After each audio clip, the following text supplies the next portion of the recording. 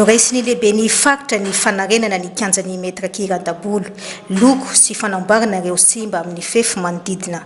Ny tribune sy fefy kely ao anatin'ny kianja no asa atao amin'izay ka mitentina roa hetsy sy roa tapitrisa ary eo ny teti-bidy fanarenana azy. Hitantsika ngamba rahantsika malala ty haratian'ny kianjany an-dabolo toy raha hantiantsika somary latsaka sara gradin roy baka aloha roa raha ty biby zany raha toy faela tsy nisy fanamboarana zany ka tsy ho azotsika jerena am'izao fotsiny toy fa tsy maintsy asina ny fanamboarana dia nieritseretinay tokony hisy fanamboarana isan-taona ty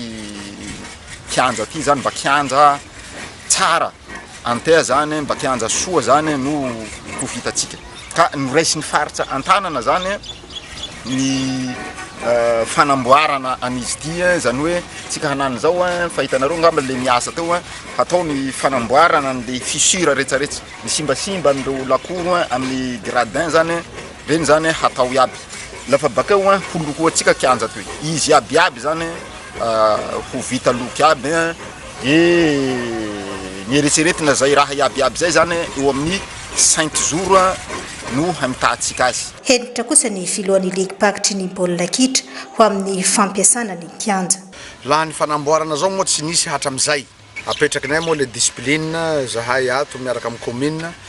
Faniriany lehibe ny fakitra ny mba hisian'izao fanarenana izao isan-taona mba hampaharitra ny fitodrafitrasa toy itony.